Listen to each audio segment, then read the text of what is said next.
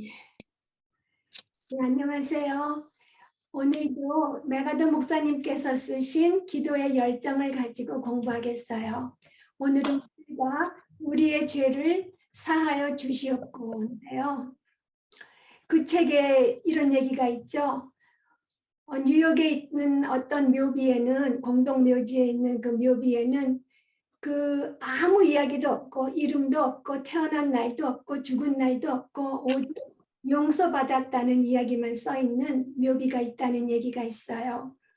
아마 그 사람한테는 그 주님께 죄를 용서받은 것이 가장 중요하고 가장 큰 일이었던 것 같아요. 근데 인간의 영혼이 정말 가장 절박하게 원하는 것이 무엇일까요? 바로 죄의 용서지요. 죄는 인간 최대의 문제이고 궁극적인 원수예요. 왜냐하면 사람을 하나님과 분리시키기 때문이죠.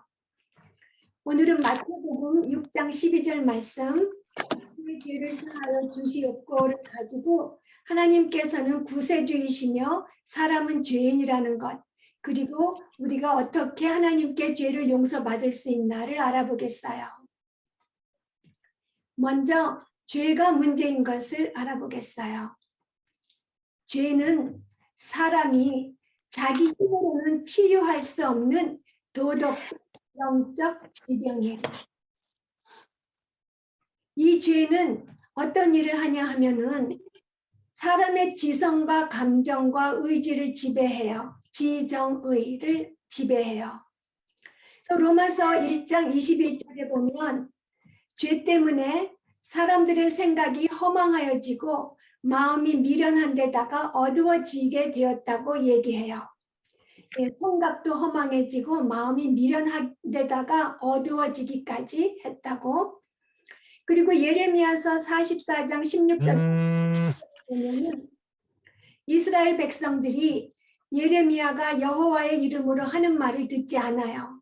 그러면서 우리가 본래 하던 것을 하겠다. 그래서 하늘의 여왕에게 분향도 하고 그 앞에 전제를 드리겠다. 이렇게 얘기를 해요. 이 말을 보면 죄를 지배를 받는 사람들이 의지적으로 악을 선택하는 것을 우리가 알 수 있어요. 그리고 요한복음 3장 19절에 보면은 사람들이 자기의 행위가 악해서 빛보다 어둠을 더 사랑한다고 하세요. 그러니까 죄가 우리의 감정을 지배해서 빛보다 어둠을 더 사랑하도록 하는 것을 알 수 있어요. 이같이 죄는 사람의 지성과 감정과 의지 다 지배해요. 그리고 죄는 사람을 사탄의 지배 아래에 있게 해요. 에베소서 2장 2절을 보면 그때 너희는 이 세상 풍조를 따르고 공중의 권세 잡은 자를 따랐으니 라고 하세요. 그러니까 죄는 사람들이 공중의 권세 잡은 자를 따르게 해요. 바로 사탄을 따르게 하는 거죠. 그래서 사탄의 지배하에 있게 해요. 그리고 이 죄는 당연히 사람을 사탄의 지배하에 하니까 잠깐만, 지금 달숙자매님 들어오셨어요. 예. 죄는 사람을 사탄의 지배 아래에 있게 하니까 하나님의 거룩한 분노 아래에 있게 하는 게 당연하죠. 에베소서 2장 3절에 죄는 우리를 진노의 자녀들이 되게 하세요. 그리고 또 죄는 사람을 삶의 허무함에 굴복하게 해요. 욥기 5장 7절을 보면 사람은 고생을 위해서 난나니 불꽃이 위로 날아가는 것 같으니라 이렇게 말씀하시죠. 그리고 이사야서 48장 22절에는 악인에게는 평강이 없다고 얘기하세요. 그러니까 고생만 하고 고생이 그치지 않고 그리고 평강이 없는 삶은 참 허무하죠. 이와 같이 죄는 절대적인 지배자로 군림하면서 사람들의 지정의를 다 통치하고 있어요.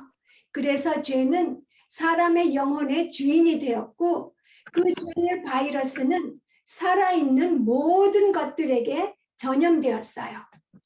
그 죄는 사람을 타락시키고 삶을 허무하게 하고 사람을 하나님의 거룩한 진노에 하죠. 그리고 사탄은, 죄는 가정을 파괴시키고 우정을 깨뜨리고 논쟁과 분쟁이 있게 하고 고통과 슬픔과 질병, 죽음을 가져와요. 그런데 문제는 이 죄의 지배로부터 사람의 힘으로는 벗어날 수 없다는 것이 더욱더 큰 문제예요. 예레미야 13장 23절에 보면 구스인이 그의 피부를, 표범이 그의 반점을 변하게 할 수 있느냐? 할 수 있을진데 악에 익숙한 너희도 선을 행할 수 있으리라고 하셨어요. 절대로 사람 스스로 악을 버리지 못한다는 거죠. 그러니까 죄는 사람이 자기 힘으로는 치유할 수 없는 도덕적, 영적 질병이에요. 죄의 형태를 이제 알아보겠어요.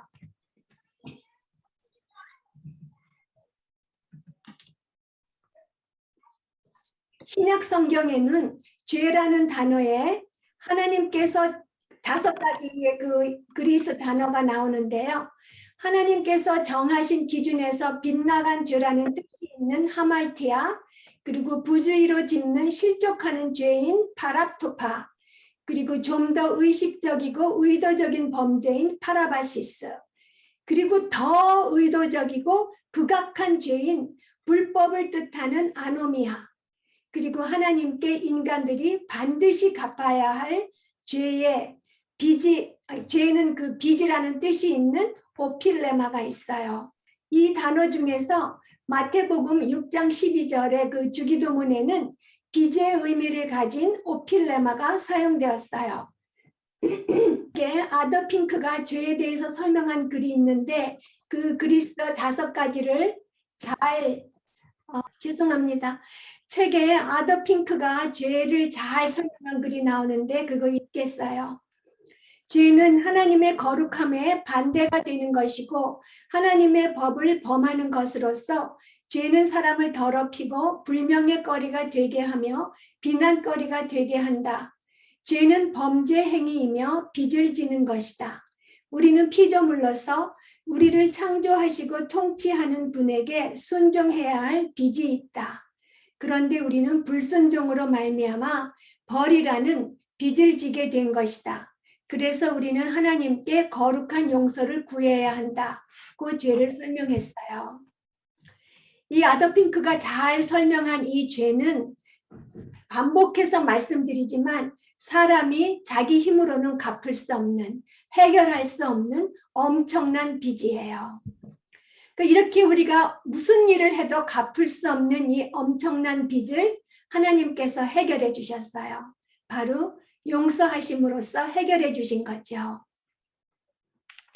하박국 1장 13절에는 하나님께서는 거룩하시며 눈이 정결하심으로 악을 참아보지 못하신다고 하시고요. 이사야서 6장 3절에는 여호와를 거룩하다 거룩하다 거룩하다 하고 찬양하고 있어요. 근데 이렇게 거룩하신, 완전히 거룩하신 하나님께서는 죄를 용서받지 않은 부정한 인간들과는 교제하지 않으세요. 그렇기 때문에 죄를 용서받는 것은 가장 절박한 인간의 영적 필요예요. 이 죄 용서가 우리에게 가장 필요한 죄송합니다. 가장 절박한 우리들의 영적 필요인데요. 이 용서하다라는 단어는 그 문자의 그 의미는 멀리 던져버린다는 뜻이 있어요. 우리에게서부터 드러내서 멀리, 우리로부터 아주 멀리 옮겨 놓는다는 그런 뜻이 있어요. 하나님께서는 우리를 용서하시기 위해서 재판정에서의 용서와 부모의 용서를 베풀어 주세요. 먼저 재판정에서의 용서를 알아보겠어요. 사법적으로 의롭다고 죄가 없다고 하시는 용서인데요. 로마서 8장 1절을 보면 그러므로 이제 그리스도 예수 안에 있는 자에게는 결코 정죄함이 없나니 라고 하세요. 그리스도 안에 있는 자에게는 이제는 정죄를 안 받는다고 사법적으로 재판장으로서 선언하신 거예요. 하나님께서는 우리의 죄를 그냥 놔두고 보실 수가 없으셨기 때문에 그리스도께서 십자가에서 돌아가시게 하셨죠. 그리스도께서 십자가에서 돌아가시게 하시면서 우리의 모든 죄를 대신 지시고 우리가 받아야 할 모든 형벌을 대신 받으시고 우리의 죄의 값을 단번에 다 치르게 하셨어요. 그래서 그리스도를 믿는 순간 우리의 죄는 그리스도께로 옮겨지고 그리스도의 그 의로우심이 우리에게 임하게 되는 거예요. 그러니까 영원한 심판장님께서 하나님께서 우리의 죄를 예수님께로 다 옮겨주시고 또 예수님의 의를 우리에게 옷 입혀주시면서 우리가 용서받았다고 의롭다함을 받았다고 선언하셨기 때문에 어떤 인간이나 사탄이나 그 어떤 피조물이라도 우리를 정죄할 수 없고 고소할 수도 없어요. 로마서 8장 33절에서 34절 말씀을 보면요. 누가 능히 하나님께서 택하신 자들을 고발하리요. 의롭다 하신 이는 하나님이시니 누가 정죄하리요. 죽으실 뿐 아니라 다시 살아나신 이는 그리스도 예수시니 그는 하나님 우편에 계신 자요 우리를 위하여 간구하시는 자신이라고 하셨어요. 누가 능히 하나님께서 택하신 자들을 고발하리요. 네, 아무도 할 수 없다는 거죠. 하나님께서는 그리스도께서 십자가에서 단번에 드리신 희생 제사를 받으시고 우리의 죄를 용서하신 거예요. 그 결과 우리는 지옥의 그 영원한 형벌을 받을 그 운명에서 벗어나게 된 것이죠. 이 엄청난 용서는 이미 구약에 약속하신 것이에요. 예레미야서 31장 34절에 보면 내가 그들의 악행을 사하고 다시는 그 죄를 기억하지 아니하리라 하셨고요.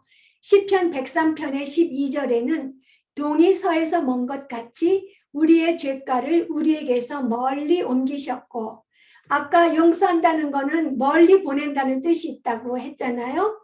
그러니까 시편 103편 12절에 우리의 죄가를 우리에게서 멀리 옮기셨다고 하셨어요. 그리고 이사야서 53장 6절에는 여호와께서는 우리 모두의 죄악을 그리스도에게 담당시키셨다고 하세요.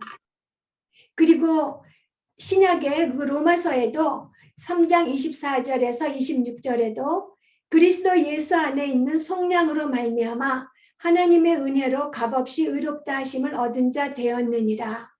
이 예수를 하나님이 그의 피로써 믿음으로 말미암는 화목제물로 세우셨으니 이는 하나님께서 길이 참으시는 중에 전에 지은 죄를 간과하심으로 자기의 의로우심을 나타내려 하심이니 곧 이때에 자기의 의로우심을 나타내사 자기도 의로우시며 또한 예수 믿는 자를 의롭다 하려 하심이라고 하셨고요. 고린도후서 5장 21절에는 하나님이 죄를 알지도 못하신 이를 우리를 대신하여 죄로 삼으신 것은 우리로 하여금 그 안에서 하나님의 의가 되게 하려 하심이라고 하셨어요. 이렇게 의로우신 심판장의 용서로 말미암아 우리는 모든 죄를 용서받았어요. 우리의 과거, 현재, 미래의 모든 죄는 완전하게 용서받게 되는 것이 바로 재판정에서의 용서예요. 이제 부모의 용서를 보겠어요. 우리는 의로우신 재판장의 용서를 받고 이미 의롭다 하심을 받았지만 여전히 이런저런 죄를 지어요. 우리가 현재 짓고 있는 죄들이 우리의 구원에 영향을 미치는 것은 아니에요. 그렇지만 하나님과의 그 친밀한 교제를 하지 못하도록 방해해요. 마치 우리의 자녀들이 우리에게 불순종하고 죄를 짓는다 하더라도 그 아이들의 죄가 우리와 그 아이들 간의 그 관계를 파괴하지는 못해요. 그렇지만 그 아이가 우리들에게 자신의 잘못을 고백해야지 그 친밀함이 회복되는 것 같은 거죠. 요한복음 13장 5절에서 10절을 보면 최후의 만찬에서 예수님께서 제자들의 발을 씻겨주는 이야기가 있어요. 그런데 이 말씀은 단순히 예수님께서 섬김에, 겸손하게 섬기는 그 본을 보이신 것에 보다 더 큰 의미가 있어요. 어떤 의미가 있냐 하면은 구원받은 사람들의 죄를 계속 깨끗하게 하시는 하나님의 용서를 보여주고 있어요. 우리가 흔히 예수님께서 제자들의 발을 씻겨준 것, 예수님이 참으로 겸손하게 섬기셨구나. 거기까지만 생각하기 쉬운데요. 그것보다 더 큰 의미가 있어요. 바로 구원받은 사람들의 죄를 계속 깨끗하게 하시는 그 하나님 아버지의 용서를 보여주고 있는 거예요. 베드로가 예수님께 발을 씻어달라고 내밀기를 거절했을 때 예수님께서는 내가 너를 씻어주지 아니하면 내가 나와 상관이 없느니라고 하셨어요. 그러니까 베드로가 이제는 그럼 손하고 머리까지도 다 씻어달라고 했어요. 그러니까 예수님께서는 이미 목욕한 자는 발밖에 씻을 필요가 없느니라, 온몸이 깨끗하니라고 하셨어요. 예수님께 더러운 발을 씻어달라고 내미는 것은 무슨 의미가 있는 것일까요? 죄를 씻어주시는 예수님을 겸손히 의뢰하면서 자신의 죄를 고백하는 의미가 있어요. 그리스도께 더러운 발을 내밀지 않으면 예수님의 씻어주심을 받지 못하는 것처럼 고백하지 않는 죄는 용서받지 못해요. 요한일서 1장 9절에 이렇게 말씀하세요. 만일 우리가 우리 죄를 자백하면 그는 미쁘시고 의로우사 우리 죄를 사하시며 우리를 모든 불의에서 깨끗하게 하실 것이요. 예, 우리가 자백할 때 깨끗함을 받는다고 말씀하세요. 하나님께서 이미 재판정에서 우리를 의롭다고 선포해 주셨기 때문에 우리는 영원히 깨끗함을 받았어요. 그리고 우리가 살아가면서 짓는 죄는 우리의 전체를 더럽게 하지 못해요. 그렇기 때문에 우리는 다시 목욕할 필요는 없어요. 그렇지만 매일매일 짓는 죄는 큰 죄, 작은 죄 할 것 없이 모두 깨끗함을 받아야 하죠. 그리고 우리가 죄를 용서받으려고 할 때에 내 죄가 이거 정말 너무 큰데 하고 망설일 때가 있는데 망설일 필요가 없어요. 인간의 죄가 크고 깊을수록 그 죄를 용서하시는 하나님의 용서와 은혜도 더 크고 더 깊기 때문이에요. 느헤미야 9장 17절에 이렇게 말씀하세요. 주께서는 용서하시는 하나님이시라.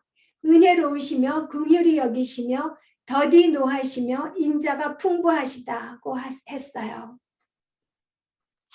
우리가 죄를 고백할 때에 은혜로우시며 긍휼하시며 더디 노하시며 인자가 풍부하신 하나님 아버지께서 우리를 용서해 주세요. 그러니까 우리가 우리의 죄를 사하여 주시옵고라는 간구는 우리가 짓는 매일의 죄에 대해서 부모의 용서를 베풀어 주시기를 하늘에 계신 우리 아버지께 간구하는 거예요. 그러니까 부모로서의 용서를 구하는 기도예요. 그와 같이 하나님께서는 재판장으로서 죄인을 용서해 주시고 또한 아버지로서 자녀들을 용서해 주세요. 재판장으로서 죄인들을 용서해 주시고 아버지로서 자녀들을 용서해 주세요. 그리고 세 번째로 죄의 고백이 영혼에 유익한 것을 알아보겠어요. 용서를 구한다는 그 단어에는 고백한다는 의미가 포함돼요. 그리고 죄를 고백한다는 것은 내가 사악하고 부패하고 더럽혀져 있다는 것에 동의하는 것이에요. 죄를 고백하는 것은 죄에 대한 하나님의 기준을 받아들이는 것이고 내가 하나님의 징계를 받을 만한 짓을 했다는 것을 인정하는 것이에요. 죄에 대한 하나님의 기준을 받아들이는 것이 죄를 고백하는 것이에요. 그렇기 때문에 우리가 하나님의 징계를 받을 때에 불평하지 않고 순순히 받아들이면서 죄를 고백하면 용서를 받을 것이고 하나님께 영광을 돌리게 될 것이에요. 그런데 죄를 고백하는 것은 정말 어려운 일이에요. 특히 사탄 그리고 우리의 교만한 본성이 잘못한 것을 고백하지 못하도록 하죠. 만일 우리가 우리 죄를 고백하지 않으면 어떻게 될까요? 우리의 심령은 점점 더 굳어질 것이고 고백하지 않은 죄가 하나님과 친밀한 교제를 누리지 못하게 하여서 기쁨과 평강을 잃게 할 것이에요. 바로 사탄이 원하는 결과가 생기죠. 잠언 28장 13절에 보면 자기의 죄를 숨기는 자는 형통하지 못하나 죄를 자복하고 버리는 자는 불쌍히 여김을 받으리라고 하세요. 그러니까 죄를 숨기면 하나님과의 관계가 멀어져서 형통하지 못하고 또 죄를 자복하고 버리면 하나님께서 긍휼하게 용서해 주신다고 하신 거죠. 하나님의 용서를 받을 수 있게 하는 죄의 고백이 영혼에 유익한 것이 분명해요. 그리고 그 다음으로 다른 사람들을 용서하는 것은 신앙에 대한 궁극적인 테스트가 되는 것을 알아보겠어요. 다른 사람을 용서하면 믿음이 굳건한 것이고 용서하지 않으면 믿음이 약한 것을 드러낸다는 거죠. 먼저 다른 사람들을 우리가 용서해야 할 이유를 알아보겠어요. 먼저 용서는 성도들의 특성이에요. 우리는 그런 특성이 있기 때문에 용서해야 되는 거예요. 어떤 특성이냐 하면 바로 우리 안에 하나님 아버지의 형상이 있기 때문이에요. 우리는 하나님의 형상을 닮아서 지으심을 받고 그리스도 안에서 새 피조물로 거듭났잖아요. 그런 특성이 있기 때문에 우리는 원수까지도 사랑해야 돼요. 그래서 우리가 원수를 사랑함으로써 용서한다면 우리가 하나님의 자녀라는 것을 세상에 분명하게 드러내게 되죠. 그래서 용서는 마음이 완전히 중생했다는 것을 보여주는 표시예요. 완전히 거듭났다는 것을 보여주는 표시예요. 하나님의 자녀가 되었다는 표시예요. 그런데 크리스천이 다른 사람을 용서하지 못하는 것은 불순종하는 거죠. 자신을 하나님보다 높이는 것이에요. 그리고 믿음이 약하거나 믿음이 없는 거죠. 그리고 그렇기 때문에 이 용서는 성도들의 특징이고요. 그 다음에 그리스도께서 용서의 본을 보이셨기 때문에 우리도 용서해야 돼요. 예수님께서는 예수님을 십자가에 돌아가시게 한 자들을 위해서 기도하셨어요. 그들의 죄를 사하여 주시기를 기도하셨죠. 이 예수님께서 바로 우리의 역할 모델이세요. 롤 모델이세요. 우리가 받은 고난은 예수님께서 받은 고난에 비교할 수가 없죠. 우리는 그 히브리서 12장 4절에 예수님이 받으신 고난과 우리가 일상생활에서 받는 고난을 잘 비교하고 있어요.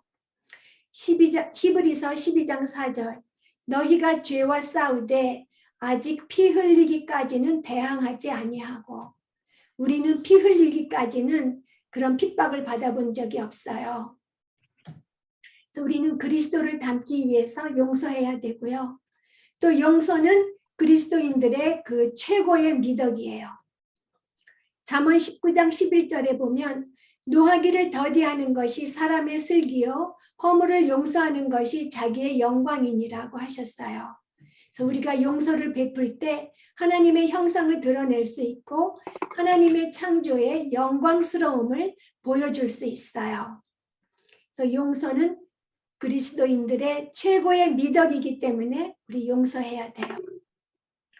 그리고 용서는 우리를 죄의식에서 자유롭게 해요. 우리가 용서하지 않을 때에 우리 마음에 무엇이 있을까요? 원한이 있죠. 불평이 있죠.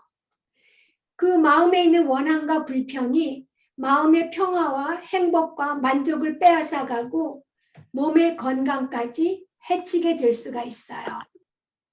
그리고 또 용서해야 되는 것을 알면서 용서하지 않고 있을 때 우리는 죄의식에 시달리게 되죠.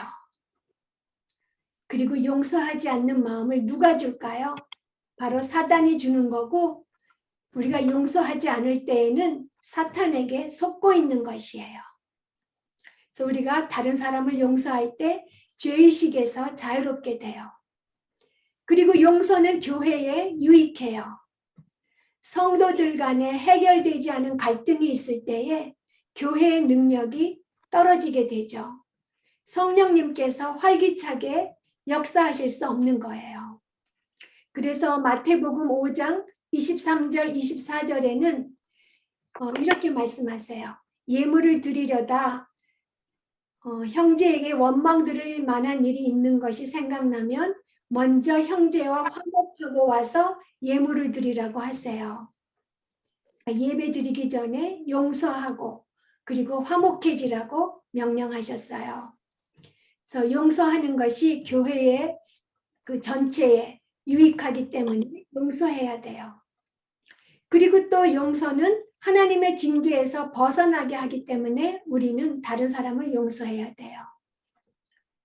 용서하지 않는 것은 죄예요. 그리고 죄가 있는 곳에는 징계가 있어요. 히브리서 12장 6절에 보면 주께서 그 사랑하시는 자를 징계하시고 그가 받아들이시는 아들마다 채찍질 하심이라 하셨어요. 사랑하시는 자, 하나님께서 사랑하시는 자가 용서하지 않으면 징계하신다고 하죠. 그래서 그 반대로 우리가 용서하면 하나님의 징계에서 벗어나게 되겠죠. 그리고 용서는 하나님의 용서가 효력을 발휘하게 해요. 마태복음 6장 12절을 보면 우리가 우리에게 죄 지은 자를 사하여 준 것 같이 우리 죄를 사하여 주시옵고 라고 기도하라고 하신 그 뒤에 이어서 그 용서하는 것이 굉장히 중요하기 때문에 용서하라고 다시 강조하세요. 14절하고 15절에 너희가 사람의 잘못을 용서하면 너희 하늘 아버지께서도 너희 잘못을 용서하시려니와 너희가 사람의 잘못을 용서하지 아니하면 너희 아버지께서도 너희 잘못을 용서하지 아니하시리라. 예, 우리가 용서해야지 하나님께서 용서해 주신다고 얘기하세요. 마태복음 5장 7절에는 긍휼히 여기는 자는 복이 있나니 그들이 긍휼히 여김을 받을 것이며 라고 하시고요. 그래서 우리가 다른 사람을 대하는 그대로 하나님께서도 우리를 대하시기 때문에 하나님께서 아무 값없이 그리고 은혜로 우리를 먼저 용서해 주신 것 같이 우리도 다른 사람을 용서해야지 하나님께서 우리의 일상의 죄를 용서해 주시고 그 관계가 회복된다는 말씀이에요. 용서는 하나님의 용서가 효력을 발휘하게 하기 때문에 우리는 서로 용서해야 돼요. 그리고 그 다음에는 우리 마음에 용서하는 영이 있다는 증거가 어떻게 드러나는지를 알아보겠어요. 우리 마음에 용서하는 영이 있다면 그것은 다른 사람을 용서하는 것으로 드러나겠죠. 다른 사람을 용서하지 않으면 하나님께서 베풀어 주시는 그 부모의 용서를 알 수도 없고 누릴 수도 없어요. 마태복음 18장에는 10,000달란트의 빚을 탕감받은 종이 긍휼함이 없었어요.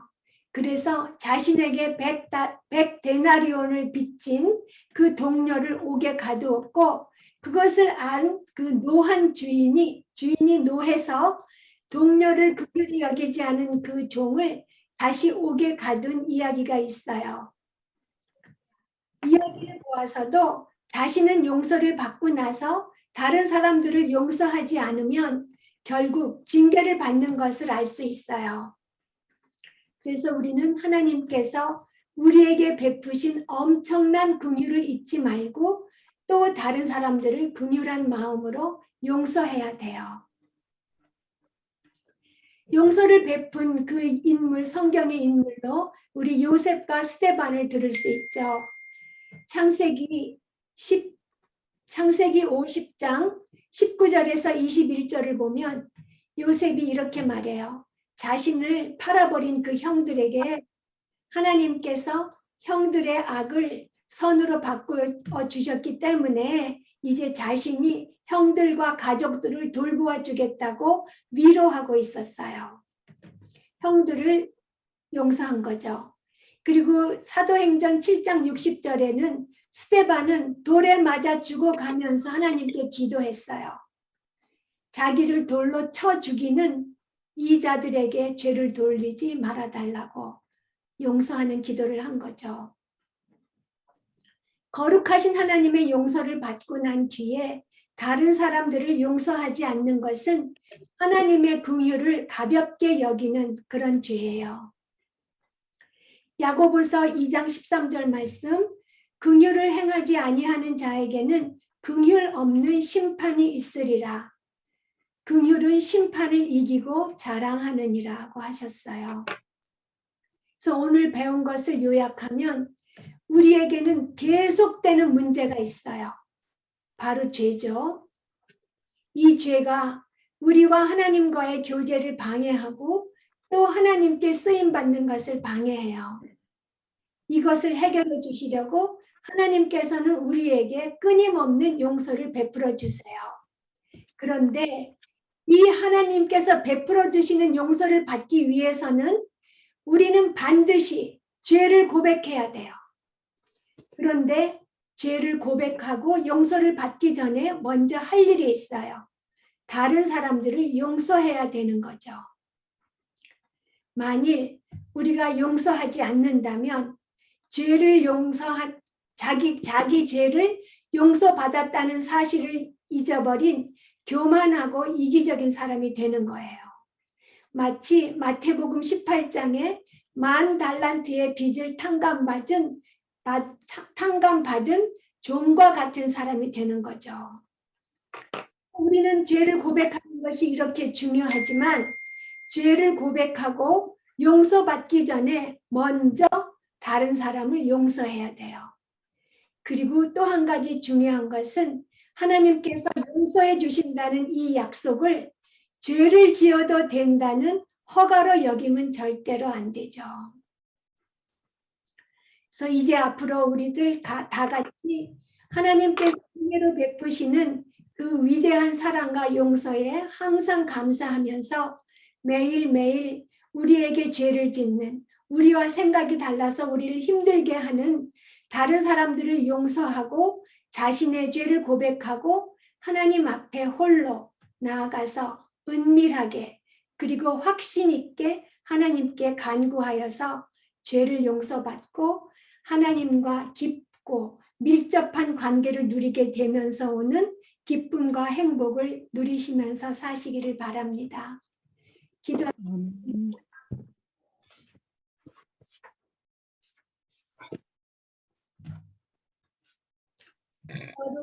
거룩하시며 동시에 긍휼이 많으시고 은혜로우시며 노하기를 더디하시며 인자하심이 풍부하시어서 용서하여 주시는 하나님 아버지, 저희들은 어떤 약도 의사도 고칠 수 없는 치명적인 병에 걸려 있습니다. 아버지께서 이 병을 예수님을 통해 고쳐주시고 저희들이 의롭다고 하여 주신 은혜에 감사드리며 아버지의 놀라운 지혜와 능력을 찬양합니다. 저희들을 고치시려고 아버지께서 얼마나 큰 희생을 치르셨는지를 생각하며 저희들 대신 돌아가시고 저희들이 모든 죄의 용서를 받게 하여 주신 예수님을 경배합니다. 그러나 저희들 실상은 교만하여서 지금도 다른 사람을 용서하지 않으려는 죄와 싸움하고 있습니다. 주님 용서하여 주시옵소서. 하나님의 형상으로 창조되었고 그리스도 안에서 새로운 피조물이 된 자답게 예수님을 본받아 용서하기를 힘씁니다. 저희들의 모든 빚이 완전히 용서받은 것을 잊지 않으며 다른 사람들은 저희들에게 조금 빚진 것이라는 것을 잊지 않겠습니다. 그리고 무엇보다 저희들에게 죄 지은 자를 사하여 줄 때에 아버지께서 저희 죄를 사하여 주신다는 것을 마음에 새기고 저희들의 모든 죄를 용서하여 주신 하나님 아버지의 위대한 사랑과 용서에 항상 감사드리며 다른 사람의 죄를 용서해 주기를 힘쓰겠사오니 성령님 저희들을 인도하여 주시고 영광 받으시옵소서. 모든 죄를 용서하시려고 돌아가신 예수님의 이름으로 기도드렸습니다. 아멘. 아멘. 네.